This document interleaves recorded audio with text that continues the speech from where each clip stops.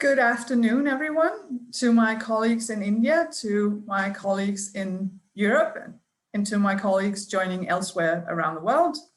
Let me first welcome all the distinguished speakers. We are delighted to have gathered such a great representation of IEA partners on renewables integration work in India for this event today. I'd also very much like to welcome all the participants. Thank you for joining us today. We are counting on your active participation as you'll get a chance to submit your questions to the panelists through the Q&A button available at the bottom of your screens. Let me also remind you that this webinar is being recorded and the recording will be available on the IEA webpage.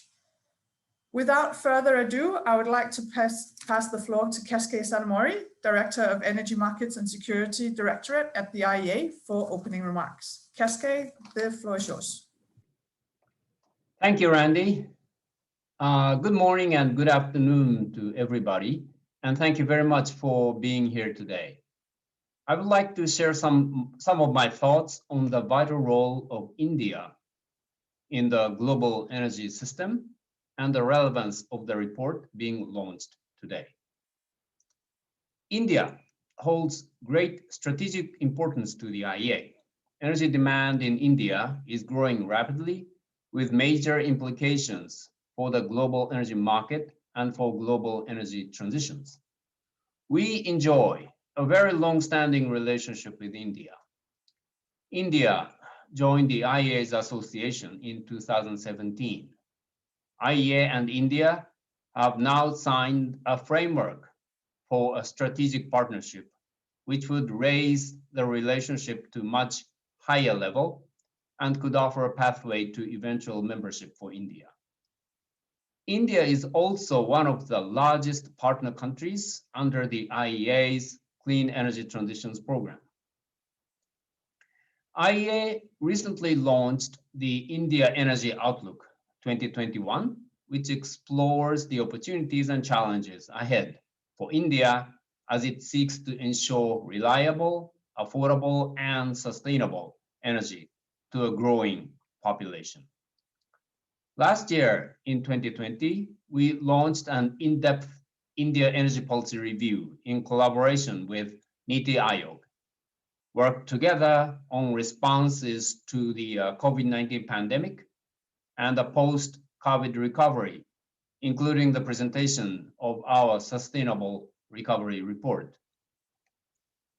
IEA's cooperation with NITI Aayog with India also includes the energy data and statistics, and we are happy to have the Principal Secretary of the Government of Maharashtra today at the panel discussion. We highly appreciate his contribution to the Maharashtra State Power System Transformation Workshop in early 2020. So today, we are glad to launch the Renewable Integration in India 2021 report. This report is the latest result of our collaboration with NITI Aayog and the continuation of the work that began in 2018. And since then, we have visited India for a series of power system transformation workshops and continued with the online virtual workshops. This report suggests ways for India to securely increase the amount and value of solar and wind power in the electricity system.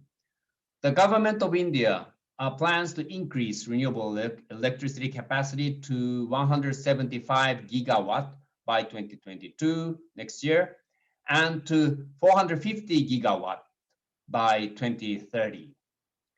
IEA's analysis shows that even faster growth might happen in the following decades to meet ongoing growth in demand and reach climate targets.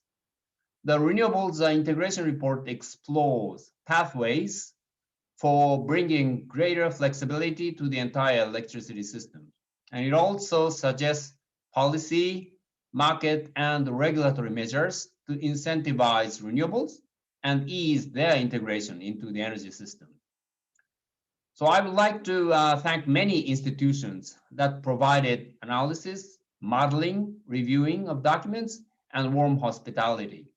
Particular thanks goes to Praya's Energy Group, the Center for Energy Regulation and Energy Analytics Lab at the IIT Kanpur, and the Center for Study of Science, Technologies, and Policy. I would also like to express our sincere appreciation to the coordination, technical, and financial contributions of the UK government, the Foreign Commonwealth and Development Office, British High Commission. So thank you for your attention, and I look forward to the productive discussions in this event today. Thank you. Thank you very much, Kesuke. Next, I would like to give the floor to Dr. Rakesh Serval, Additional Secretary of Dr. Rakesh, the floor is yours. Thank you. Mr. Kesuke Sadamori, Director, Energy Markets and Security, International Energy Agency, senior officers of the Ministry of Power, Ministry of New and Renewable Energy, officers from the governments of Maharashtra, Karnataka and Gujarat, officials of the British High Commission, my colleagues here in the Government of India, and experts from different agencies present today, nationally and globally. I welcome all of you in the launch of this very important report, Renewable Integration in India 2021. With an increasing electricity demand and commitment to its NDC goals, India is deploying large-scale, non-conventional power capacities. NITI Aayog and IEA have been working with Indian states on RE integration issues since 2018, which are fundamental to addressing and to ensure scale-up of clean power into India's grid. At the end of June 2021, grid-connected renewable electricity capacity of India reached 97 gigawatt. At 42 gigawatt, today, India is among the top 5 countries in the world with the largest solar installed capacity. Our installed wind capacity stands at 39.5 gigawatt, followed by biomass, small hydro, and waste-to-energy plants. To reach our ambitious targets of 450 gigawatt by 2030, we need to install around 30 to 40 gigawatt each year, continuously for the next decade. Focusing on 3 states of Maharashtra, Gujarat, and Karnataka, which are really our front runners and high renewable intense states, this report, which is the result of interaction with the states over different time frames, highlights that India faces 3 principal challenges in this transformation of the power system. First, how to expand reliable energy access and use while maintaining affordability for consumers and financial stability for the DISCOMs. Second, at the same time, how to integrate increasing share of renewable energy in a secure and reliable manner. And lastly, how to reduce emissions to achieve the ambitious social and climate objectives while meeting our energy goals. I firmly believe that to address these challenges, the report highlights issues which are extremely timely, namely enabling demand-side flexibility, which is our topmost priority. Secondly, the time of use tariffs, which will be critical in order to encourage a stable demand throughout the day by the industry and buildings.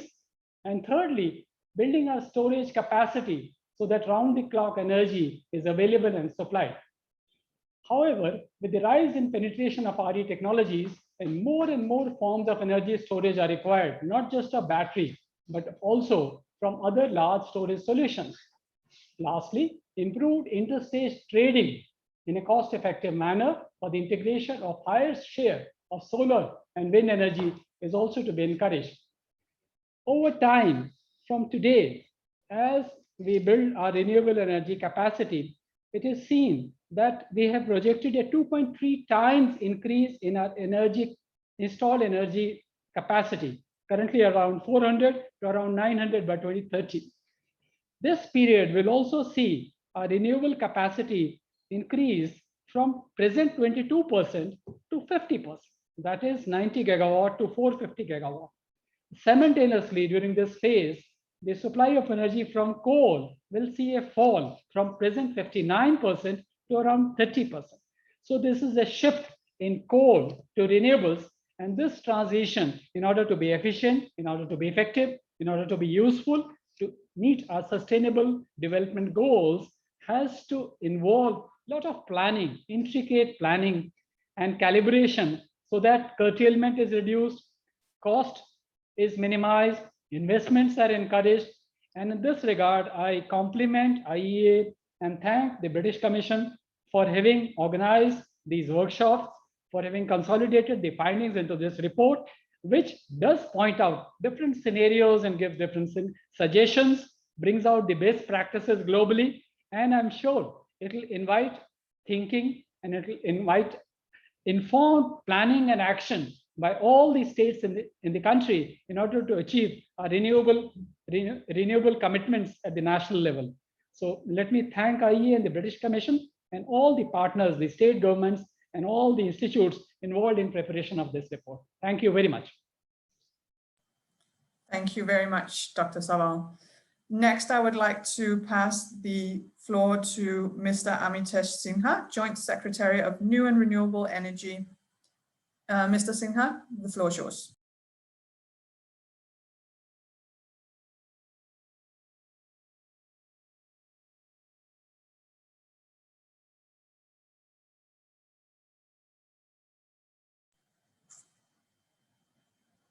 Mr. Sinha, can you hear us? Yeah. Muted. Yeah, sorry.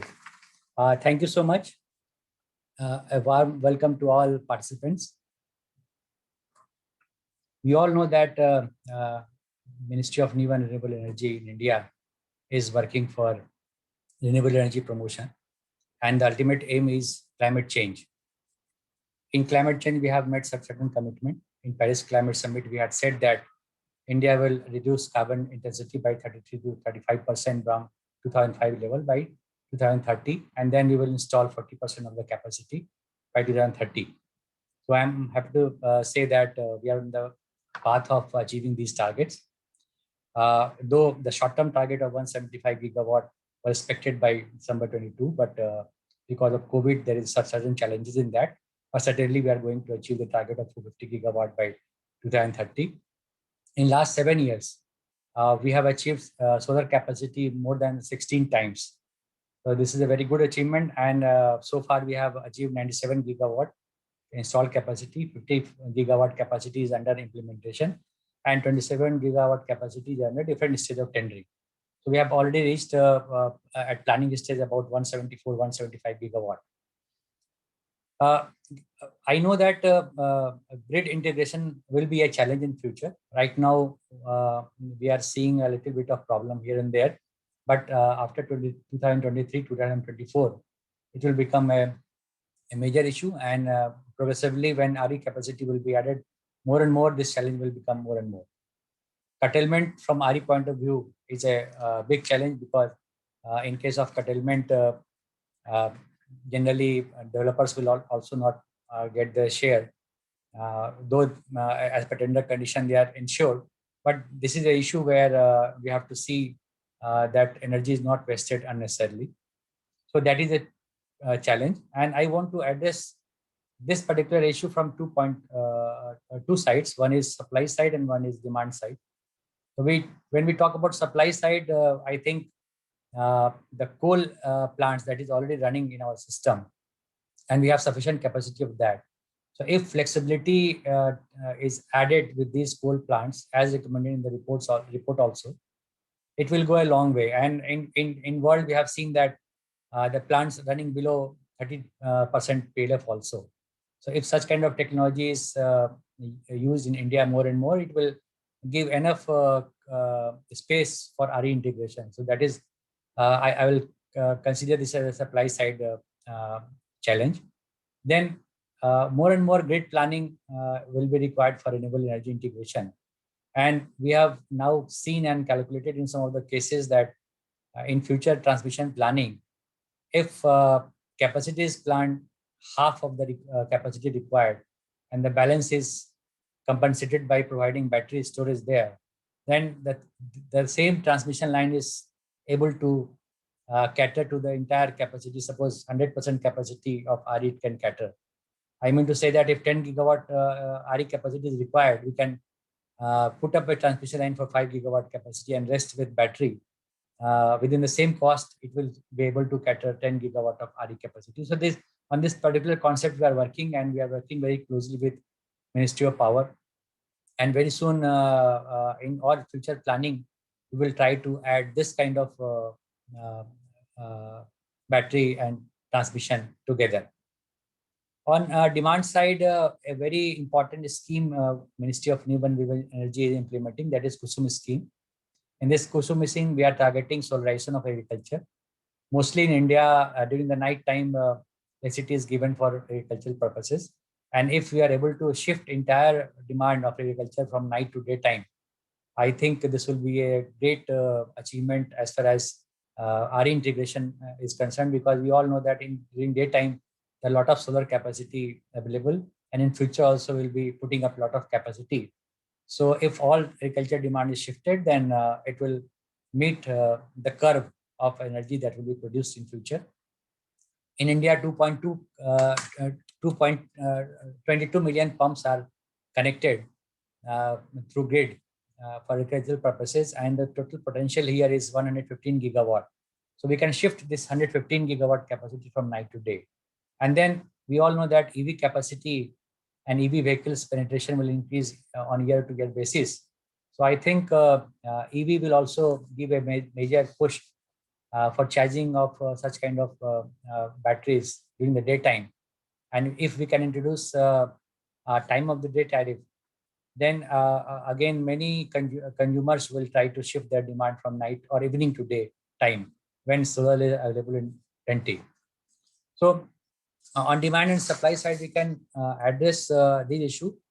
From RE tender perspective, we have experimented in past, and we have floated independent solar and wind tenders. Then we started floating hybrid tenders, and then we graduated to RE capacity with storage capacity. And there were two tenders, one for peaking power and one for round the clock. And we're experimenting more and more with that. So if RE capacity, if nature of RE will become more or less firm, then also it will solve the problem of renewable energy integration with the grid. Then I see distributed RE as a one area which is very important to provide energy access to remotest part of the country also. And it is very helpful for in case we are putting more RE capacity in our grid. So distributed RE is a very good solution. And for that, we are promoting rooftop and Kusum scheme also. Again, it has various components, which is of the category of distributed RE. So this Kusum and rooftop scheme will be very helpful in future. We are facing certain problem in rooftops, and the present capacity installed is 4.7 gigawatt, and we are fall short of the target. But I'm very sure, and I'm seeing a ray of hope, because many consumers are now coming more and more for having rooftop system on their roofs. So I think it will be the capacity of installation will increase in future. We have seen that Government of India has announced recently about launching of hydrogen mission. So hydrogen will also, to the great extent, can solve the problem of intermittency of RE as well as the problem of grids. So initially from 2023-24 onwards till 2030, we will be more relying on battery. But later on, when hydrogen application will become cheap and fuel cell will become cheap, probably in next decade, we can see and we can hope for use of hydrogen-based fuel cell also. For next 10 years, we have to depend on batteries. We have certain mechanism which is promoting renewable energy integration in India. We all know that there is a renewable energy purchase obligation. Then we have made a payment security mechanism, and then we have also provided interstate transmission waiver. So these are the few things which is enabling capacity addition and attracting foreign investment directly in India. And the payment security mechanism that has been implemented by Government of India through its implementing agency like SECI, NTPC, and SPC, that is a very good mechanism and is giving comfort to all foreign financial investors who are coming to India. So with this, I think not only we will able to meet our target of RE capacity addition, the grid challenges issue can also be addressed. I am very thankful to both IEA and British Commission, and I'm very hopeful that the recommendation made in the report, which is launched today, will also help India in fulfilling its target, and the grid integration problem will be resolved, and we will take some clues from this report also. Thank you. Thank you very much, Mr. Sinha, for your very insightful and comprehensive overview of what India is doing to enable RE integration. Next, I would like to turn to Vivek Kumar, Mr. Vivek Kumar, Kumar Devangan, Additional Secretary at Ministry of Power. Mr. Devangan, the floor is yours. A very good morning to all the dignitaries and esteemed guests from Europe and all my colleagues and participants from India. Very good afternoon. At the outset, I would like to extend my sincere gratitude to International Energy Agency and NITI Aayog for coming up with such a detailed report on renewable energy integration in India. As we all know, the energy sector in the recent past has undergone a paradigm change. The focus has now largely shifted to increasing the share of renewables in our energy mix. The key focus of the Government of India is on implementing renewable energy expansion, which envisages five-fold increase in the overall renewable energy capacity from 32 gigawatt in 2014 to about 175 gigawatt by the year 2022, which includes 100 gigawatt from solar, 60 gigawatt from wind, 10 gigawatt from biopower, and 5 gigawatt from a small hydropower. Globally, today India stands fourth in the renewable energy power capacity, fourth in wind power, and fifth in solar power capacity. The Government of India has also embarked upon a long-term vision of having 450 gigawatt as installed capacity by the year 2030. And to achieve this goal, we have been continuously working to appropriately align our policies toward this. In this regard, I would like to share with you that our technical arm, that is Central Electricity Authority, has worked out an optimal generation mix, which will be required by the year 2030. Keeping in view the intermittency of renewable energy, we'll need to have cost-effective solution for storage. The optimal generation mix envisaged by CA has indicated that will require 27 gigawatt of the storage capacity. Storage capacity may come either through gigascale battery energy storage system or pumped storage system or hydrogen fuel cell. Unless these cost-effective solutions are found out for this storage, we'll still have to depend on our thermal power, gas-based power plant, and coal-based power plant. India is also leading the way in achieving 40% of its cumulative electric power installed capacity from non-fossil fuel sources by 2030. In fact, we have reached to the level of 38.5% in this year itself. So we are likely to overachieve this installed capacity from non-fossil fuel. We are likely to achieve 60% of the installed capacity from non-fossil fuel by the year 2030. As per our nationally determined contributions, as committed in Paris Agreement, we are committed to reduce our emission intensity by 33 to 35% in 2030 against the levels of the year 2005. We have proactively pursued mitigation and adaptation activities and achieved a reduction in emission intensity of GDP by about 24% till 2016. But along with the increasing share of renewables, we also had to simultaneously work on the integration part of its increased capacity. As the report also points out, the share of solar and wind in India's 10 renewable rich states is significantly higher than the national average of 7.5%, which means that in order to completely utilize the huge renewable capacity that we are envisaged, we will have to ramp up our efforts in increasing the flexibility of the system. The Indian government has taken significant strides towards this direction in order to facilitate interconnection of renewable energy sources in 10 RE resource-rich states for evacuation of power and enlarging the balancing area to address the renewable variability of generation from RE sources transmission system strengthening has been taken up by implementation of green energy corridors. We have already had 2 rounds of construction of green corridors, and now we have taken up the 3rd round of construction of green corridors in order to evacuate about 10 gigawatt of renewable energy from Ladakh, which is the highest plateau in the world. We have also been able to achieve flexibilization of our thermal power plants. Most of the coal-based thermal power plants now can operate at 55% of plant load factor. In order to accommodate the integration of renewable energy further, pilot projects have been taken up to reduce the technical minimum of our coal-based thermal power plant to about 40% of the capacity. In case the share of renewable energy goes further up, we might have to reduce this technical minimum even below 40%. The new initiatives such as solar parks, wind solar hybrid systems, floating solar plants, offshore wind power, battery storage, waste to energy plants, greening of island, carbon neutral Ladakh, all these initiatives have been taken up recently. We also launched National Hydrogen Energy Mission, which my colleague from MNRE, Mr. Mitesh, has just told. This will enable cost-effective green hydrogen production, storage, distribution, and application technologies. The mission also envisages support for development and deployment of hydrogen energy in niche areas with an aim to commercialize the technologies in mid to long term. The challenges of energy transition are tremendous. However, the government of India has been actively working towards increasing the share of renewable in its energy mix, and we have achieved significant progress in this direction. The report on renewable integration in India will definitely serve to be a repository of vast knowledge that can be extensively used by all the stakeholders.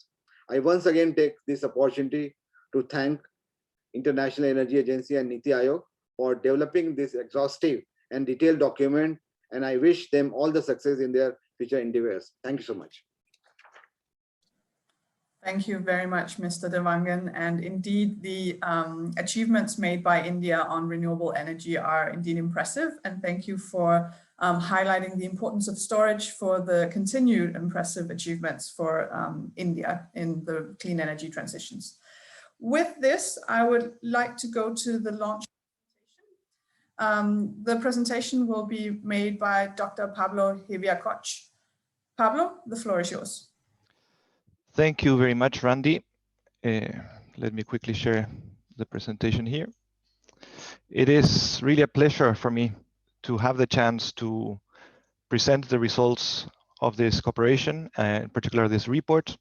And I'm very thankful for both our partners and colleagues in India and at the IAA for the really interesting work done. I will share some of the current status of India and outlook towards 2030, and then some of the key messages from the report focusing on how India can achieve its energy and climate targets by integrating increasing shares of renewables. As many of the previous speakers said, India today has an extremely ambitious target of 450 gigawatts of renewables by 2030. And if we look at the expected development of India, based both on the stated policy scenario and the sustainable development scenario of the World Energy Outlook, we can see that in both pathways, it is clear that variable renewables, such as solar PV and wind power, are going to be very dominant for both of these pathways. In particular, we can see some differences in the scenarios, but the main message here is that the target that India has for 2030 of 450 gigawatts will depend quite a bit on variable renewable energy. And this means that the challenge of how to integrate the significant amount of new capacity is at the forefront of the challenges of India today.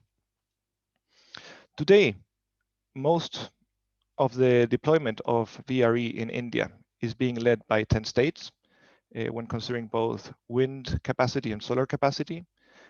We can see that Tamil Nadu, Karnataka, Gujarat, Rajasthan, Andhra Pradesh, Maharashtra, and other states really are the heavy states in terms of their availability of resources and installed capacity. And when we continue expanding VRE in India, we're going to see that these states, we expect them to maintain their leading role. Now, even these renewable energy rich states are dominated by coal capacity today. By 2030, we expect the capacity mixes for each one of these states to change quite a bit, but with still an important role for thermal generation. Now, I imagine it's well known for everybody present today that high renewables are increasingly challenging power systems around the world. And if we refer to the phases of RE integration made by the IEA, we can see that some of the states and regions in India are already placing the country at the forefront of renewables integration at the global scale. For example, if we look at the state of Karnataka towards the right side of the graph, it has today more solar and wind generation than Germany, the United Kingdom, or Texas, as per 2019. And this means that already today, we're starting to see the first signs of challenges for integrating these amounts. And that means that in the future, we're going to be looking even more into this situation. If we look at the daily basis, that is the amount of variable renewable energy being generated as a percentage of all the generation in these rich Indian states, we can see that for some of the states, the daily share of solar and wind maximum was close to 70%. That is an extremely significant amount. For example, if we look at the state of Karnataka on the left side, even though looking at the whole year, they have a 30%, close to 30% share of variable renewable energy. On a daily average, they have close to 70%. This was reflected in cases where in days of 2019 and 2020, the State Load Dispatch Center in Karnataka announced that they needed to curtail between 10 and 25% of wind and solar generation in the interest of grid security. And this happened mostly, of course, during the middle of the day in the months of June, July, August, and September, quite hot dates with quite a bit of availability of solar resources. Some analysis done by the Center for Study of Science, Technology, and Policy, the CSTEP, has indicated that VRE curtailment could increase further by 2030. And of course, this is a shame, this is a challenge, because it is an inefficient use of resources and it challenges the security of the system. Now, when we start to look at the hourly penetration, we can see that the hourly maximums present an even wider spread than the daily ones. Based on the state level analysis that we've done for Gujarat, we look at what is the hourly maximum or the hourly share of variable renewable energy as a share of demand for both for 2019 and for 2030. And we can see in 2019, in the color blue, the dots on the left-hand side for Gujarat barely reach 50% as a maximum at the hourly level. But when we look at 2030, that is with a great expansion of variable renewable energy, in some cases, the hourly maximum will reach well over 100% for Gujarat. And this is something that we will see in different states of India. So that means that even today, where the daily maximum for Gujarat was 39, the hourly maximum is close to 50. And when we look forward, this will go way above 100% of the demand. And this once again indicates that while we're seeing some of the challenges today, we expect that these challenges will be even more present for the integration of RE in the near future. And this is the outlook. This is the vision forward that inspires some of the suggestions that we provide for integrating renewable energy in India. Now, the power report, the power system flexibility options that we propose are covered well in depth in the report. And they result from analysis as well as suggestions that we came up with together with our partners through consultations with national and regional stakeholders, as well as quite a bit of in-depth analysis in parallel, including 2 new and detailed power sector production cost models that we developed to illustrate what are the flexibility challenges and solutions specific to the India context. These are in particular the 5-region India regional power system model, as well as the Gujarat state power system model. One is at the national level, and the other one is at the state level, focused exclusively on Gujarat. And the idea of these models, of course, is to make a techno-economic analysis. One of them looks only at Gujarat. The other one looks at the national level, including 5 different regions and connections between them. And we look at 1 year defined as 2019, and then a snapshot of 1 year in 2030. That gives us the possibility of comparing the effects of different policies, whether they're implemented or not. And the information for developing these models, as well as the suggestions, are based on a series of sources. Of course, international experience that we gathered based on examples of best practices across the world, results from both of these models, as well as a series of power system transformation workshops that were held in 5 regions and 3 states, particularly in Karnataka, Gujarat, and Maharashtra.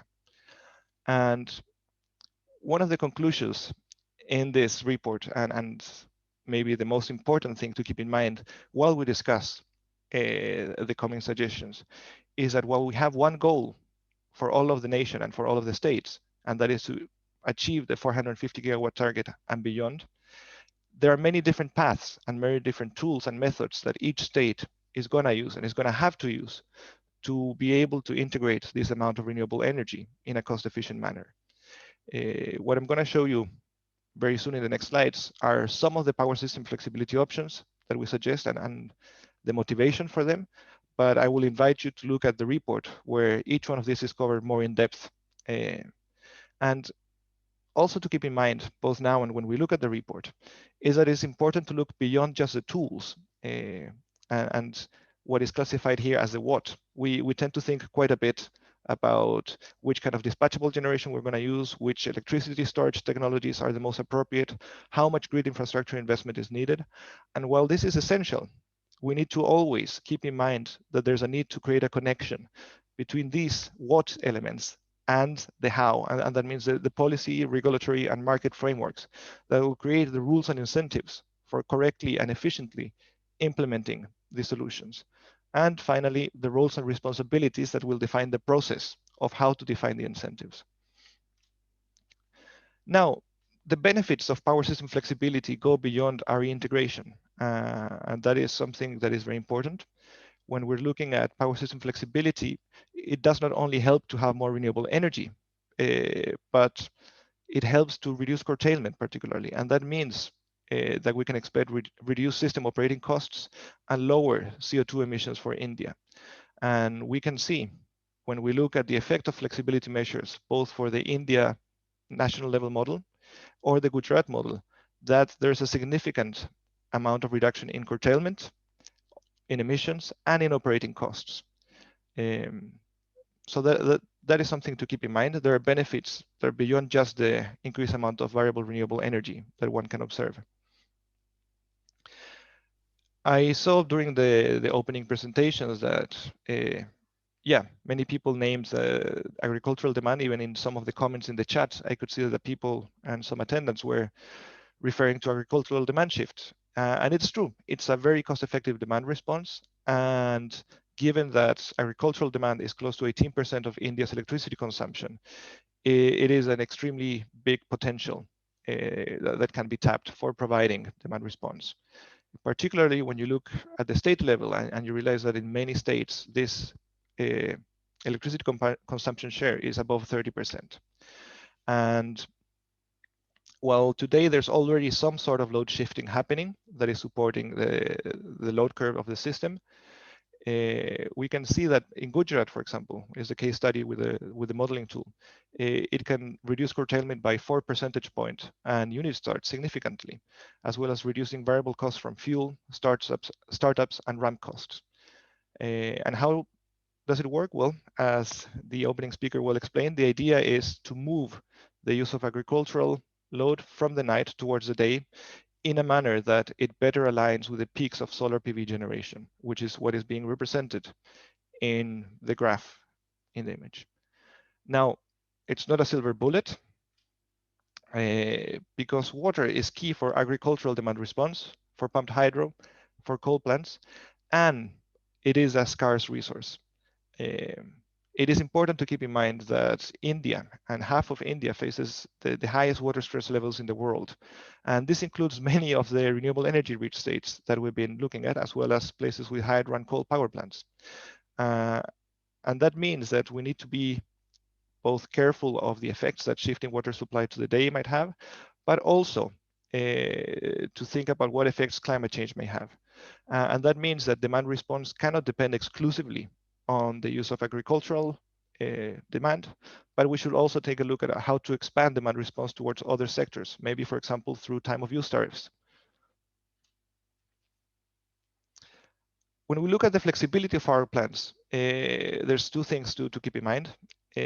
First of all, is that as the system evolves, we can see that both at the national and the state level, the operation of these coal power plants is going to have to change. And even though their average utilization will remain similar, they will have to modify the patterns of operation in order to accommodate for the increased VRE generation. And increasing the flexibility of existing plants, particularly by lowering the minimum stable levels, as well as improving the ramping rates, are really an effective source of additional flexibility. As Mr. Sina said today, the flexibility of existing coal plants will go a long way, and they can do much more than what they're doing today in the system. When we're looking at storage in the model and in the report, it's important to note that there are different tools when you look at hydro, pump hydro, and batteries. And we have to keep in mind that when we're defining the role in the system, particularly in terms of their time horizon for their operation. And when we look at the levelized cost of storage, that is the financial aspect of the implementation, we can see that for short duration power system flexibility needs, battery storage, particularly when we collocate it with solar generation, is a much more cost-effective solution. But the opposite becomes true when we're looking for longer term storage, where pumped hydro has a much better, a much lower levelized cost of storage. And it's important to design new regulatory frameworks that will allow both of these technologies to capture their full value. And we're talking about the integration of renewable energy, always in mind, with a mind of system strength and inertia, how to ensure the security of our system. And this is something that we look at for both 2019 and 2030. And even though in the national level, we don't expect system inertia to be lowered significantly, there's in our model a small amount of periods where the inertia levels drop below 2030. When we look at the state level, we can see that some states are going to need attention. For example, in the case of Gujarat, we can see that the lowest estimated inertia is reduced between 2019 and 2030. So this is something to keep in mind. The final two recommendations that I'm going to speak about is about interstate trading.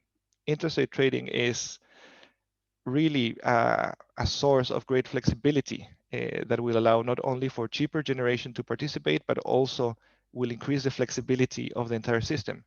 And the 5-region India model show that by 2030, the flows between regions could increase more than 40%.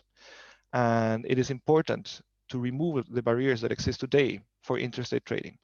And the report looks a bit more in depth into different ways to look at it, what is actually the role of the interstate transmission, but how the wholesale market power reform and PPA flexibility can be a tool to increase the utilization and effectiveness of interstate transmission. And finally, when we look at electricity security from 2019 to 2030, it is clear that not only the generation of energy is going to be depending on different technologies, but also different services for flexibility and security are going to be given by different technologies. The optimal combination of each one of these technologies will be different for each state. And when we look at the different services like stability, ramping flexibility, adequacy, and energy generation, we'll see that no single technology can provide everything. And the report therefore highlights key missing policy frameworks for each one of the flexibility options to provide their most value. So that's it for my presentation. I hope that this very short overview gives you a bit of motivation to read more in depth the report. And once again, thank you very much. Thank you very much, Pablo, for your great presentation. With With that, and with the permission from our dignitaries, I would now like to launch the report. We will do this virtually, and here we have it. The link will be shared in the chat to the report, and it will be published both on the IEA and NITI-IO website. And again, we would like to thank our close partner and collaboration, NITI-IO, for joining us in this report. With that, I would like to give the floor to Mr. Alejandro Hernandez, Head of Renewables and Integration and Secure Electricity Unit at the IEA, for the panel discussion. Alejandro, the floor is yours. Thanks so much, Randy. So we will start a discussion on the findings of the report. So just to remind our participants how we expect this to happen. So we will have 45 minutes, where the idea is to have an open discussion on really what do you think about the recommendations, and in particular, what do you think about the implementation of these recommendations in very different contexts in different states. So for that, we will start with a short intervention of 5 minutes. I will ask, I have prepared a few questions for us to kick off the discussion. Afterwards, we will have 15 minutes to comment on each other. And I would like to ask you to respect the time allocated, because we would like to have questions from the participants. I already have, I already see a few questions and remarks on the chat and the Q&A function. So to our audience, please, we're looking forward for your questions. The idea is for us to have a open discussion. We really need your feedback. So with not further ado, I will start first. Our first question, I will start with Mr. Dinesh Wagmar. He's Principal Secretary of Energy in the government of Gujarat, and he also holds the charge of Chairman and Managing Director of the Maharashtra State Electricity Transmission Company. I will start with this. We know that Maharashtra is one of the largest states, is the second most populated state in India, and also holds the Mumbai, which is one of the largest financial business centers in India. At the same time, it has one of the highest commercial and household electricity rates for final customers. So I wanted to ask Mr. Wagmar, how do you see the impact of the proposed regulations that CERC is doing on coming to a market-based dispatch? How could this be a tool for Maharashtra to achieve the electricity policy objectives? Hi, everybody. Good afternoon. Actually, I'm not Principal Secretary of Gujarat, but I'm Principal Secretary of Maharashtra. I would like to correct. I'm sorry. Okay. So actually, in fact, CERC has proposed a market-based economic dispatch model for better optimization of scheduling and economic dispatch of generation capacity purely on economic principles. The current practice of self-scheduling by DISCOM will be replaced by this market-based economic dispatch model, where generator with their variable cost and DISCOM with their expected demand has to provide schedule to power exchange, and merit order dispatch MOD will be carried out among all the generators to identify the market clearing price to meet the schedule of demand. This actually model consists of two aspects. One aspect is the scheduling of power and dispatch, and second aspect is the settlement of contracts.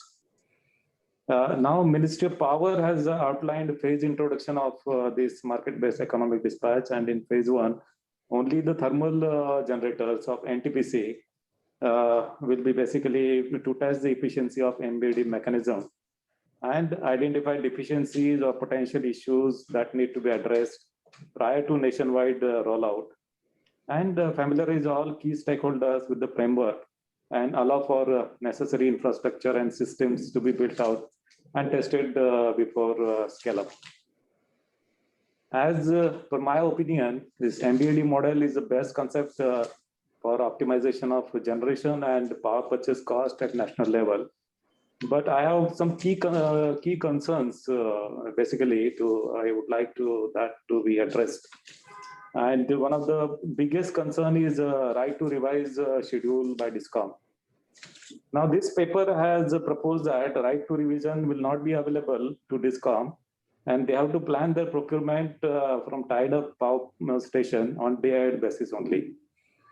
Actually, this will lose their independence and flexibility to manage their load generation balance due to challenges in demand forecasting and impact of RE generation variability.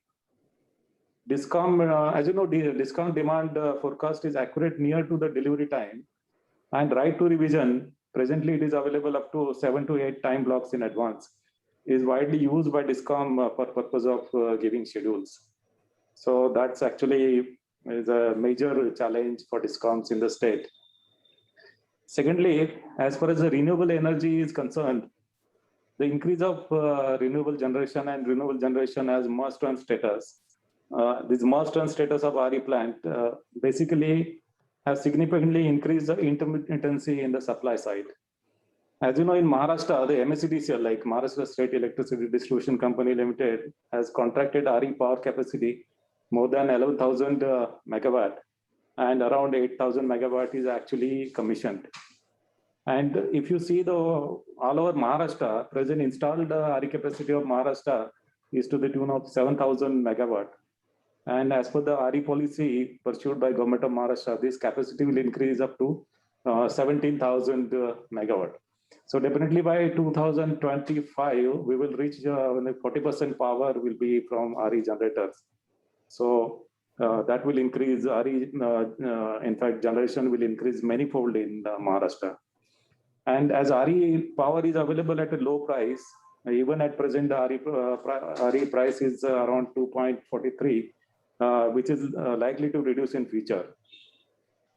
And definitely all the DISCOMs will run for RE power. And basically, considering the phase-wise implementation of MBED, it is expected that in near future, all NTPC generator will be part of MBED initially. But then with cheaper RE power available in the state, DISCOM will build a lower quantum of power in MBED, which may result in standing the capacity of participating thermal generator. But then DISCOM has to actually pay for fixed charges, and that will put a lot of financial burden on DISCOMs in Maharashtra. And moreover, in absence of right to revision, DISCOMs will have to be dependent on real-time market and deviation settlement mechanism, which will expose them to huge volume of price risk, leading to additional cost and threat to grid security. However, after balancing the gain from MBED concept and financial impact of BSM penalty, one has to find out what exactly will be the real scenario. We have to project like what will be the in fact, benefit of MBED and what will basically penalty of DSM mechanism. And then Mr. DISCOM will be able to forecast better about the impact of MBED. Secondly, presently settlement between DISCOM and generation due to variation in variable charges due to change in law is done on actual at a later date as approved by the concerned commission. But then due to MBED concept, in fact, basically DISCOM will be facing a lot of financial burden. And although the Ministry of Power has indicated that DISCOM will get a loan from Power Finance Corporation and Rural Electrification Corporation, but the present interest rate of PFC and REC is very much high at 9.5% plus. So that will put unnecessary financial burden on DISCOM. So those are the challenges before Maharashtra as far as the MBED and RE integration is concerned. Thank you. Thanks so much, Mr. Wahmar. Once again, sorry for this confusion. So I will now give the floor to Dr. Manjula. who is a managing director at the Karnataka Power Transmission Corporation, for her remarks. I wanted to ask something, or to give a question if she could address on this. We know Karnataka has, of course, one of the largest shares of the renewables in India. And it's already facing, in 2019, there was already facing some episodes of curtailment. Of course, during COVID crisis, this was not better. And my question was more regarding saying, okay, what can we expect in the future? What can we expect in the Karnataka power system in 2030? And in particular, on what extent what is the role for forecast on this? No, can we expect forecast to be one of the tools for the Karnataka power system to manage in a more efficient way the system? Welcome. Thank you very much. At the outset, I would like to thank Niti Aayog, IEA, and the British High Commission to have given this opportunity to Karnataka Power Transmission Corporation to be a part of this event. Thank you all, and all the distinguished guests and speakers here. Talking about forecasting, I think before that, I would just like to comment about the RE integration. It's not been a smooth journey so far. Maybe because also Karnataka was one of those states who started off a bit earlier than the others, and there were a lot of teething issues. Even today, I think we face a lot of litigations which are ongoing. These vary from in terms of providing infrastructure or the tariff related disputes, then the commercial settlement disputes. You know, these kind of long pending issues are still going on. But in spite of all this, even the curtailment related disputes, in spite of all this, I would still like to say that it has been a win-win situation to everybody. In terms of consumers, it is definitely a low cost power which is being provided. And in terms of generators, the governments have been able to add, green energy to their kitty. And for the transmission sector also, because by making some incremental addition in transmission infrastructure, we are able to put into use for larger generation, evacuation of larger generation capacity. So that way it has been a good thing for all of us. Coming to forecasting, yes, forecasting is an important tool, like we all know. It helps the generator, first of all, to keep himself within the specified band limit. I think the regulator, in our case, the Karnataka regulator, way back in 2016 came out with the regulation. These are the very detailed regulation regarding forecasting, scheduling, deviation settlement, and other related matters, especially with respect to the wind and solar generators. So we have elaborate regulations already guiding us, and there is a fixed bandwidth. So the plus or minus 15% is the margin given to the generators to maintain their, as per their schedule, the range they can deviate beyond the schedule. So that forecasting has been very important also for the grid operators. Like we all know, the stability of the grid depends upon proper forecasting and proper scheduling. And likewise also to the consumer, like already mentioned, it is a low cost energy, which has been good. The incentives, like you're asking about incentives with respect to this, I think our regulations provide more like a negative disincentive rather. So anybody deviating beyond 10 plus or minus 15% will be penalized. So I must say, because of a lot of technology support that exists today and a lot of institutional support, the technology support in terms of artificial intelligence and new forecasting technologies that are available. Secondly, institutional support provided by the regulation itself. So we have aggregators or the qualified coordinating agencies which are enabled. They can come forward and adopt their own forecasting methodology and share with SLDC. And not only that, we have the Renewable Energy Management Center, that is an REMC, which is set up with the Government of India support too. And this also can provide tools which will in turn help for better forecasting. So either way, the generator has a choice to either bring his own forecaster or use our forecasting technology. And that way, a lot of support is there. I can also say with evidence, because last year, if you see, in a year, we have about 35,000 time blocks. The deviation accounted for only 566 time blocks. And if I take it in terms of million units, out of the 23,000 million units which Karnataka consumed out of renewable alone, we have about 124 million units only were outside this band. So it's not a big thing. I think the systems are well in place now, and then a little bit better management can help us better to curtail this, curtail the deviation better. So that I think we have reached that level. Last 2-3 years experience shows that we are almost there. Now coming to the other methods or tools by which we can reduce curtailment. Somehow curtailment has been made to appear that as if Karnataka has curtailed to such great extents. I would just like to clarify with the statistics. For the year 2021, I think you just commented about it. Out of the total 18,000 million units we consumed from wind and solar energy, only 22 million units were actually in this curtailed, that is the deemed energy which was not allowed to be generated. That is 22 million units only were curtailed, which is like a 0.12% of the entire energy which was generated. So I just try to emphasize that it's not a big figure, curtailment. But in spite of this, the reason for this I would like to mention is a lot of changes which we have made. One can be, we can classify it into two parts. One is the absorption or the load side, another is the generation side. When I go to the absorption side or the load management side, what we did, we have a government policy of 7 hours of free irrigation power supply. So earlier days, it used to be, sometimes in day, partly in the night, and we now shifted everything to the daytime. Wherever there is no infrastructure constraint, about 70 to 80% of the irrigation load has been shifted to the solar hours. So that way we have been able to absorb it well. Secondly, recently also another intervention our regulator has done is the HT consumers in the DESCOMs. I think this is particularly so with BESCOM, that is the Bangalore Electricity Company. The regulator has given us a choice, has given an option to the HT consumers. So those HT consumers which consume beyond their normal average will be allowed to use that higher energy, quantum of energy at a lesser tariff. So the industrial tariff, which is generally about 7-8 rupees for various categories, now comes to 6 rupees per unit if they exceed their normal consumption pattern. So that is a way to absorb more. And this has been allowed in the monsoon season, where we have wind and the mini hydel, which continue to generate.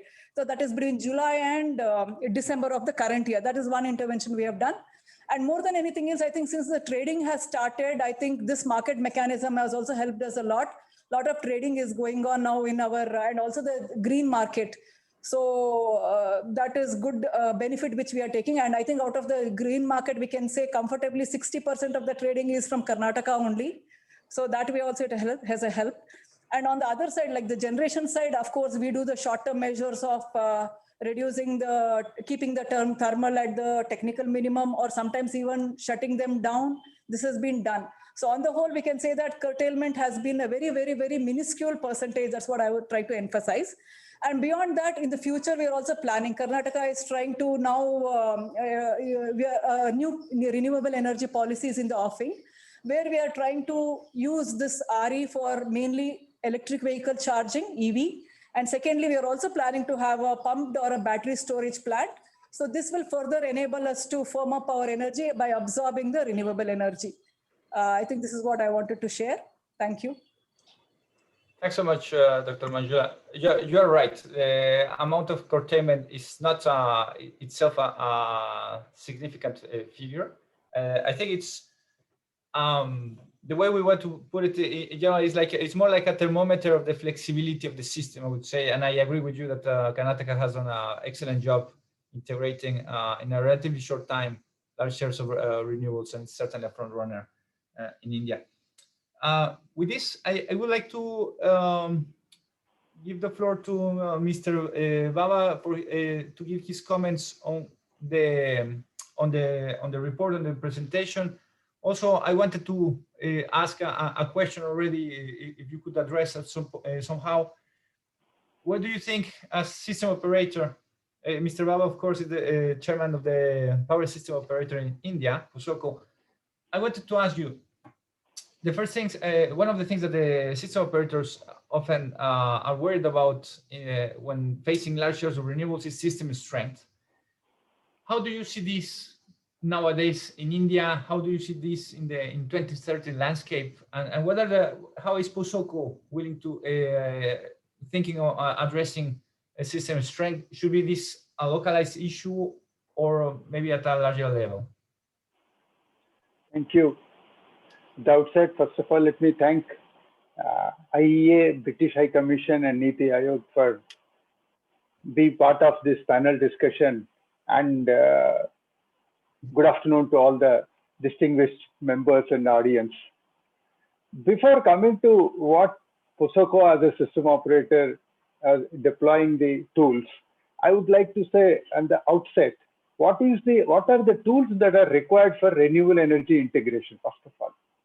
So we need different tools at different horizons of time. What is required at the planning side and what is at the operation horizon.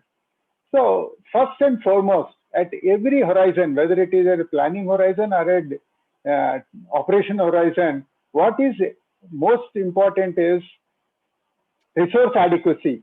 Identification of resource adequacy is the most important, that we need to identify what is the base load, what is our demand profile and going to be, and how we are going to meet it at the base load plant, flexible plants and the peaking plants. We need to identify very clearly.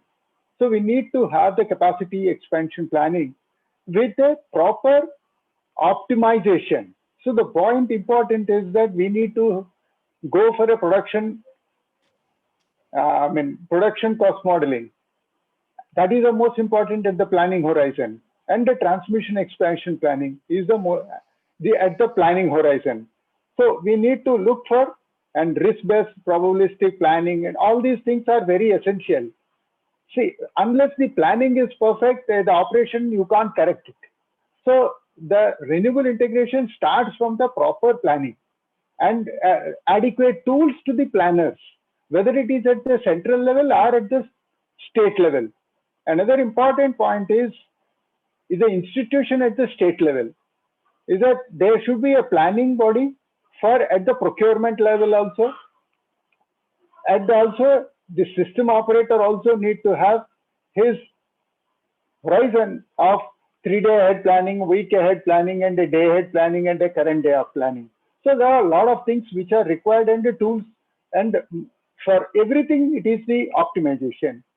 So the first and foremost tool is that we need to have a different kind of optimization tools at every institution. Regarding another point, as Dr. Manjula also said, is that demand forecasting and renewable forecasting are the pillars, basically. They are the two pillars for your best renewable integration. And we need to, no doubt, we have to, the technology is available, we have to adapt everything artificial intelligence based. A lot of data is there now, so we need to be equipped with that, and we need to prepare ourselves. On the tools part, again, important point is the control center should be there, which has excellent visualization and situational awareness is required. Like Dr. Manjula has already mentioned that REMCs have been established, and they are giving an excellent idea or information to the system operators. Then we need to have more tools like PMUs and a lot of monitoring and analysis. And your report also says that inertia monitoring assessment is required. Yes, we have flagged this long back, and we need to continuously harp on this. And of course, it's going to be there for the future 2030. Of course, now it is not an issue, inertia, but in future we are going to. So we need to start preparing ourselves how to monitor, how to assess, and what actions have to be taken right from today onwards. So that's an important point. And a lot of tools like frequency management, like automatic generation control. You all know that India has already, we have already started with automatic generation control of many, 30 gigawatts of thermal plants have already been wired. Last 2 weeks, we have been doing AGC on a hourly basis and now we have started on a continuous basis, 24/7. Trial runs are going on.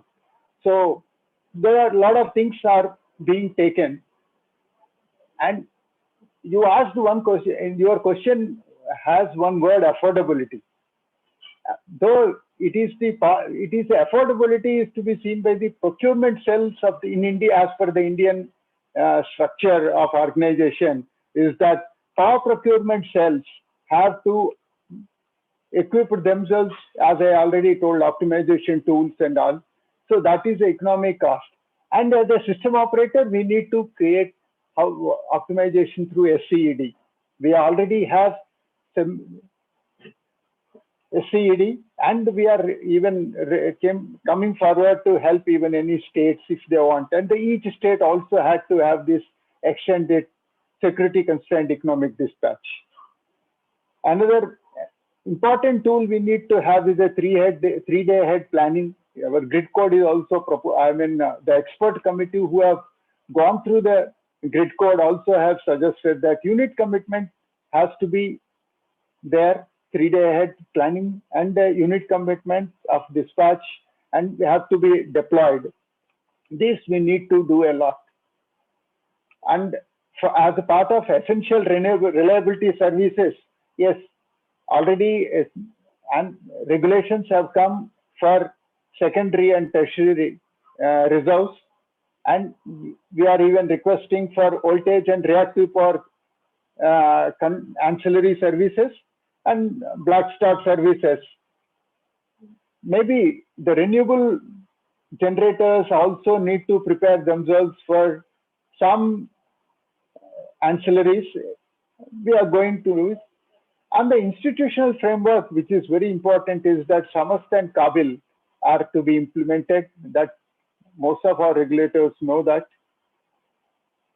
Apart from the system operation side, there are markets also have to be, we need to have tools.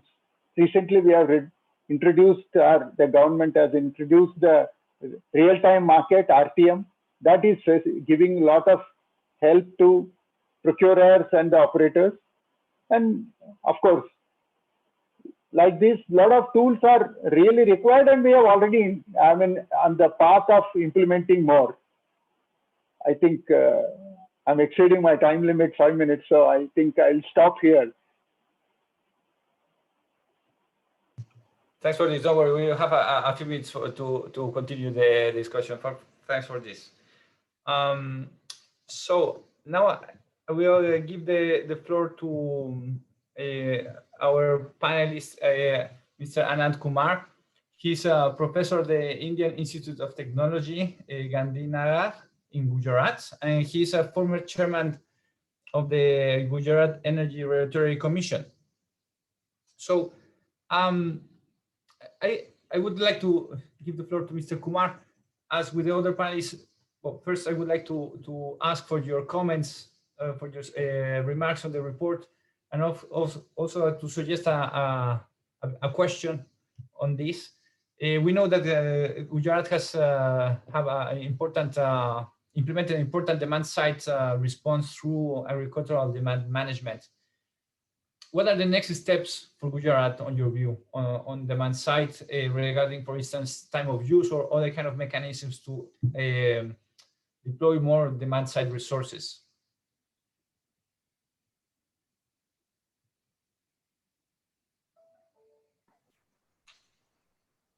Okay, thank you so much, and good afternoon to everyone. This is Anand Kumar. I have been in Gujarat Commission up to 5th April. So I have spent about 5 years in Gujarat Commission. So that was a very, I think, a very learning experience in Gujarat, because I find Gujarat is a very forward-looking and very, you can say, commercial-oriented, state, where all the decisions are taken on a commercial basis. So there is no question of losses. Our efficiency of collection is 100%. And there is no, I think, the losses in our, Ahmedabad and Baroda or Surat, they are less than 5 to 6%. This is the kind of, achievement they have made in last, 5 years. And recently, our 5 DISCOMs have got the number 1 to 5 position in the Indian ranking. So what I mean to say that if your DISCOM is a financially strong company, then it is very easy to promote renewable energy in the country. Because what I find that in last 5 years, we have given them the target of about 16,000 megawatt by 2021. and that includes about 8,000 from solar and 8,000 from wind. As far as wind is concerned, we have already achieved the targets, but for the solar, yes, we are in the process. They have already done for 4,000 megawatt, but about 3,000 megawatt they are under PPA or under commissioning stage. So I am sure that by 2021 they will get the targets achieved. Now I will give you the numbers. The last day, yesterday, 21st July, what was the situation of power sector in Gujarat? Gujarat demand was about 15,000 megawatt. Normally it is about 16,000 to 17,000, but it is the rainy season, so the demand is a little down. So out of 15,000, we have required about 330 million units. 330 million units in a one day. Out of this 330 million units, about 120 million units was generated from solar and wind. Now you see the scale of operation in renewable energy in Gujarat. Now we have, absorbed this without any curtailment of the renewable energy. And that is the, show of our load dispatch center. As Mr. Baba has said, the load dispatch center here, the role of the load dispatch center is very important. They have to make use of all latest technologies, tools, and they say that the demand forecasting and scheduling is properly adhered to by all DISCOMs and generating company. So for that, the regulations are already in place. Now, one thing I would like to say here that the regulator role is very important, because what I find in my last 20 years as a regulator in the country, I find that until unless our regulatory governance is up to the mark, the achievement of targets or the policy of the governments has to, if we want to achieve these policies, the regulatory governance is very important. So for as a regulator, it is very important to make your regulations in position and take, a time-bound manner. All the PPAs, all the regulations should come in time-bound manners. Now the situation is changed because of the renewable energy in the country. Earlier, what happened, this conventional plant is, you can control their generation, so that supply side is managed to meet the demand. But now your supply side is uncontrollable. This is the renewable energy, so we don't have any control over it. And if we go for 40% to 50%, because Gujarat is thinking of going up to 40 to 50% in next, I think, 5 years. So this is not a very big goal for us. So if we are going to adhere to 50% of our generation, and you see that today generation, as I told you, 330 million units, out of 330 million units, we have made 110 or 20 million units out of renewable energy. Now, if you see the agriculture demand, this is a unique example of, the Gujarat, which have taken, I think, 2 years back, that we are starting managing the agriculture demand, because what happened, our agriculture load is about 20 to 25% of the total consumption. So we have segregated in 8 hours, 3 schedules. Now these 8 hours schedules are staggered in a way that our demand is almost flat. So if you go for the renewable energy of yesterday, the renewable energy was about 30%, but the agriculture demand was about 20%. So we have comfortably absorbed this renewable energy to cater the demand of agriculture by giving them 10-hour supply. We are giving them 10-hour supply, which we used to give them for 8 hours. So this is a advantage to the farmers. The second step which regulator has taken, that we have promoted the farmers to go for a cooperative models, because we have experimented that we have given a concession in the high tension agriculture pump by giving them a incentivized tariff, so that people are morely attracted towards the high tension. They have 50 or 60 farmers a group. They have their apps, they have their mobiles, and in their mobiles, they control the supply of water. So the water is also conserved, energy is also conserved, and the losses are also lower, because if you give them a supply on LT or 11 kV, then the losses are more. So this is also a good example of the Gujarat. One can go for it. So we can manage our integration of the renewable energy by meeting the agriculture demand very well. The second is very important aspect, as I think most of the speakers have said, about the transmission strengthening. Now, as a regulator, what we have done in the last 5 years, we have given them the whole 2,000 crore annual, annual ARR increment in their transmission ARR, just to promote, strengthening of all the transmission network to the area where the potential of renewable energy is there, like Kutch or Saurashtra. We have given them enough money because the tariff of the transmission have a cushion to absorb all this kind of investment. The second aspect is very important, that now the time has come that our old regulation should be once again reviewed, and we should see that what are the possibility of reduction in the additional surcharge for the captive powers who use the renewable energy, so we can promote that if we review that. So regulator can also see that.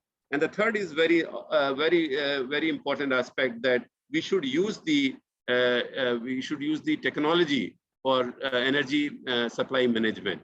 And for that, we have to, strengthen our DISCOMs and SLDC, go for smart meters technologies innovations, because now the tariff has to be based on the time of use. The demand response is only managed by your smart meters, where you can have an excess of the consumption pattern of the your consumers. And for that, we have given a distribution division as a whole smart grid project. All the meters were replaced by smart meters. All the softwares are in place. So the company in that divisions is maintaining that records, and by the records, we have already given them the direction as a regulator to give us the proposal for introducing a demand response program and their time of use tariff based on their seasonal variation and their hourly variation. So for that, we have to customize our tariff in such a way that consumers are also benefited and utilities are also not on loss. So that is very important, to make a balance and to make our tariff affordable. So with this, I wish you all the best for renewable energy promotion in India. That's all. Thank you so much. Thanks so much, Mr. Kumar, and thanks so much to all the panelists. I think that in a very short period of time, we have heard very interesting remarks.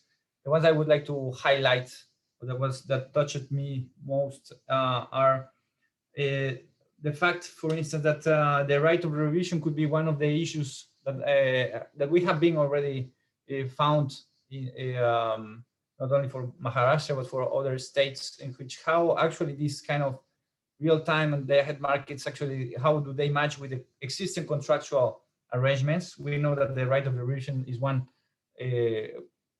of the clauses, I would say, that is more relevant in this kind of contracts. On Karnataka,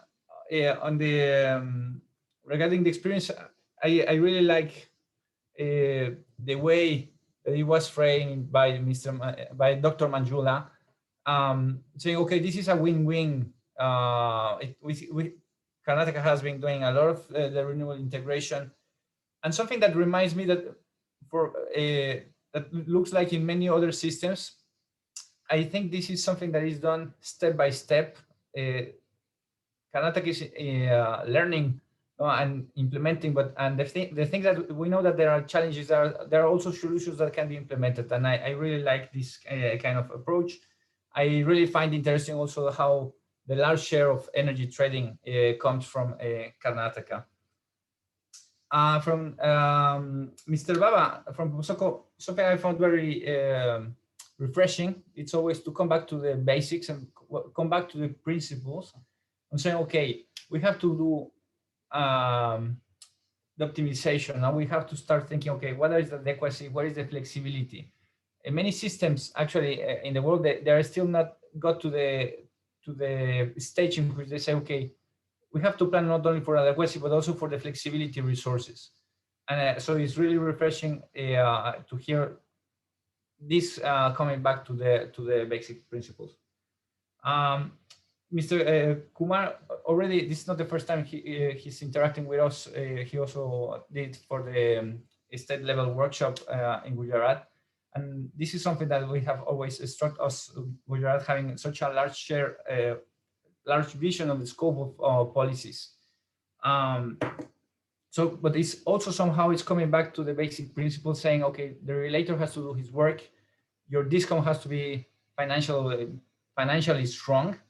And once you have the first things done, there are many things that can be done. And this is easily said, actually, but it's not so easy.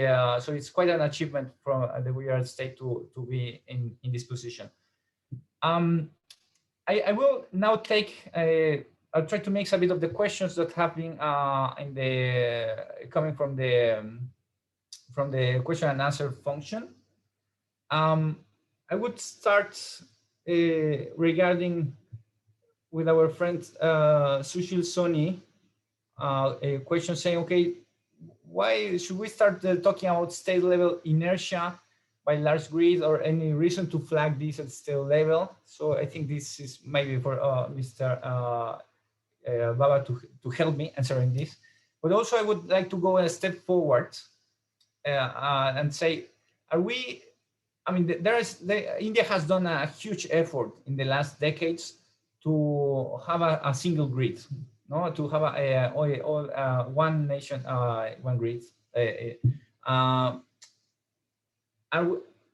the Indian states, is India as a whole country, is taking advantage of the integration of the regional grids, or can we do better in that sense? Actually, I have tried to cover in my remarks also. Inertia is not an issue at this moment. We need to monitor, we need to flag it, no doubt. But it is not the cause of worry right in the beginning. But first, by 2030, when during the daytime, when thermal is minimum and most of the power is being met from the renewable resources, yes, we need to, the inertia may be an issue. That is why I said we need to start assess, we need to monitor it right from today, because if we don't plan ourselves, we cannot meet the contingency at that time. So that is why we need to have definitely, but monitoring at a state level may not be required. I feel is that because it is an integrated grid, and overall we have to see it. That's. Thanks. Thanks for this. I think there are a few questions as well. I don't know if any of our participants would like to touch on this. There are some questions regarding on the link between the water and electricity, and what extent the use of demand sides of using agricultural demand as a flexibility resource, on the limits on this, or where there is some, what is the additional cost? I don't know if any of our panelists would like to discuss on this.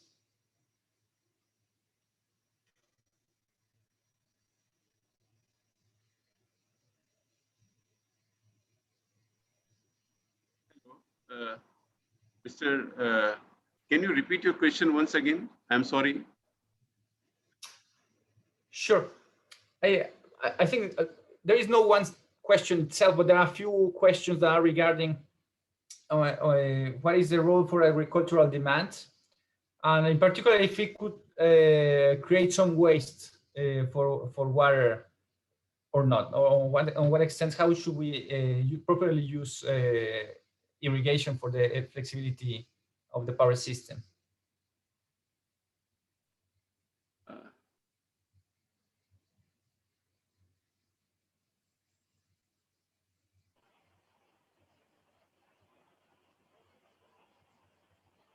Actually, Sri Kumar has already covered this.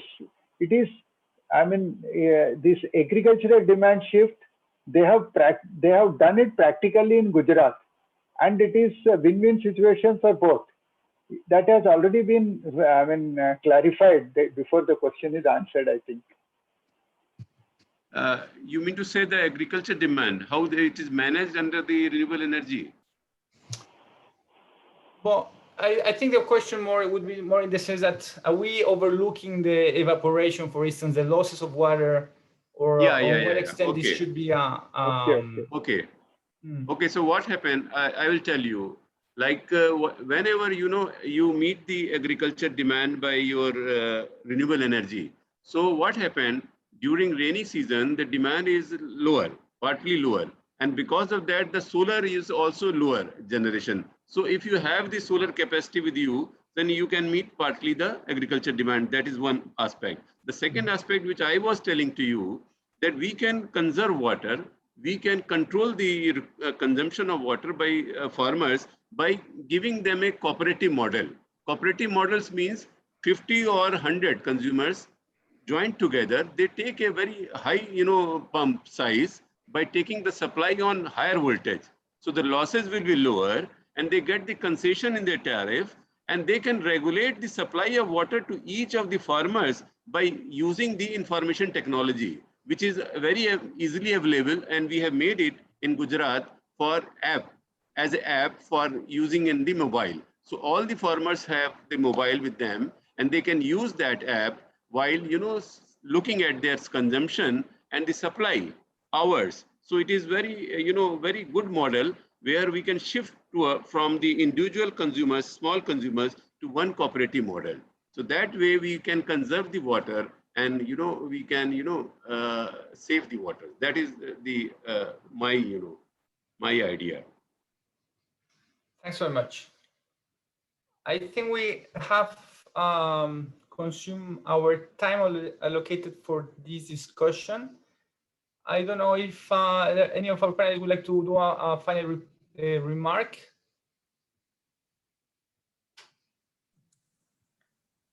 If not, I think then I will give the floor to Randy. Thank you very much, Alejandro, and thank you very much to all our distinguished speakers. We're really, really appreciative of you joining us today and showcasing the different parts of the Indian power system. Thank you so much. With that, I would like to turn to remarks from the British High Commission. Udit Mathur, who is the energy advisor at the British High Commission. Udit, the floor is yours. Thank you, Randy. Am I audible clearly? Yeah, so I don't really need to say too much after such brilliant panelists. But what I'd like to do is just do four things. One, congratulate the IEA for this excellent report that you guys have done, the kind of analysis you've done in this, and therefore we've been very pleased to be associated with this program and even put in more resources. Number two, I do want to say that as the presidency of the COP26, this report is really useful for us. We're doing similar interventions with multiple agencies on energy transition across a whole lot of nations, and just India's experiences that we're picking up from this report, from the discussions like these, are really, really solid for sharing in other countries. We've already started doing that with Ghana, Nigeria, and others. So once again, to say India is being a leader in all of this. Number three is just to make some propositions on the two items focused in the report. One is the point on flexibility that everyone acknowledged. I'd just like to say that I think we should also think of two things. One is skills to actually bring about the flexibility, the skills in the regulatory commissions, distribution companies, the centralized power procurement agencies for the states on things like optimal power procurement, contract renegotiations, integrating forecasts or even nowcasts in the demand and supply situations, right? So those skills and tools are really important. Mr. Baba also made a mention of those. Uh, we have some of those through our power sector reform program with our partner KPMG and with the Center for Energy Regulation in IIT Kanpur. So I really encourage people to talk to them to get hold of those. The other point is on uh, the geographical area for flexibility, which is we've been talking about flexibility across states, larger balancing areas, but really uh, there is a huge scope if we also consider countries like Nepal, Bhutan, who have massive hydro resources. their projects are ready. The regulations are almost advanced. So if we start to build them in our analysis, we'll see a huge and quicker uh, injection of hydro resources as part of the flexibility uh, questions. Then the second point on the states is, as we've seen today, there's a lot to learn from each other. The states are really central to this transition. So is this proposal of, can we actually set up a knowledge sharing platform between states? I know there are multiple exists when the Ministry of Power holds the meetings, or when MNRE holds the meetings, or when Forum of Regulators are there. But actually getting down to the crux of each of these issues through a knowledge sharing platform, I think will be quite helpful. And finally, which is my last point, is just to thank the IEA team, our own team in the British High Commission, Polami and Reshmi, and our partners, Center for Energy Regulation and KPMG. I'll end there. Thank you very much. Thank you very much, Ujit. And especially, yes, I would like to acknowledge the great work that the British High Commission is doing also on the COP efforts, where I know the Greening the Grids initiative is a very important initiative between India and the UK. So I just wanted to recognize that as well. With that, we're running out of time, so I would turn to our closing remarks on the way forward to Mr. Ram, Energy Advisor at NITI Aayog. Mr. Ram, the floor is yours. First, I would like to take this opportunity to thank all the distinguished speakers for the high-level session, representative from the state government, the panelists for taking out their time for their busy schedules and participating in the discussions on this important topic of renewable integration in India. We really appreciate the support and the cooperation of the state governments, including the engagement of relevant state actors, regulators, generation companies, transmission and distribution companies, SLDCs, and our knowledge partner in this endeavor. We hope that this report could provide valuable insight to the states as they move towards deploying an integration and high share of renewable energy. This exercise with the IEA has been truly enriching, and we would continue to work together to support the states in their transition to the clean energy. Certainly, some of the discussions have highlighted and some very broad areas have been identified. The curtailment is the one issues have been highlighted, but at the same time, it has been also shown by the government of Karnataka and the Gujarat that how efficiently they have managed it. The other aspect was highlighted about the demand shifting, how one can shift the demand for particularly the agricultural sector during the daytime, that as has been done by the Karnataka state. Round the clock power, how the RE supply and their management, and also the green market. The distributed RE has been also identified as an area which needs a special focus. Kusum and rooftop solar can drive the future energy demand and reduce the integration challenges. NDC commitment already, I think India not going to achieve only, but also it can surpass the target. So RE target itself is huge, therefore flexibility, grid strengthening, and the storage solution for increasing the RE share is, these are the important area needs to be certainly kept in focus. As highlighted by Posoko, that RE integration starts with the proper planning along with the resource identification and also how to optimally utilize them. So we need a better implementation of the technological aspect, including artificial intelligence, SCADA-based system, and smart grid management. One of the key aspects has been highlighted, the role of the regulators. That is all very critical, and time-bound implementation of this, the PPA, etc. So the old regulatory rules that also need some focus, and that needs to be revised. So these were some of the broad highlights of this discussion. So with this, Now I'll hand over to the host. Thank you. Thank you very much. I would like to finally give the floor to Alejandro Hernandez for final closing remarks from the IEA. Thanks so much, Randy. Thanks so much, Mr. Ram. On behalf of the IEA, I would like to thank the National Institution for Transforming India and NITI Aayog for being such a great partners on this effort. This report, of course, is a product of a joint effort for many persons and institutions that have provided their time and their effort. And I think together we have done what I think is a valuable contribution, and I hope it will help India achieve its energy policy objectives. Of course, as has been mentioned by Mr. Sadamori, India is a strategic country for the IEA. So this is just one step in this relationship. The IEA still is committed on helping India achieve its energy policy objectives. And the question is, what are the next steps? So as has been mentioned by Mr. Mathur on the High British Commission,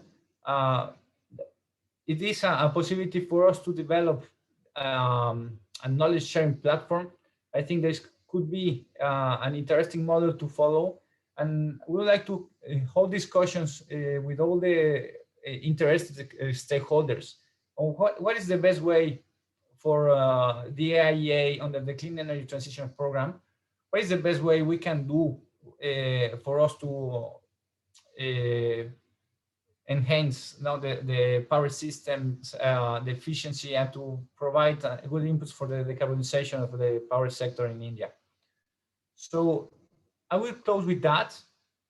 Thanks so much again to all our panelists, to all the people who contributed to this joint effort.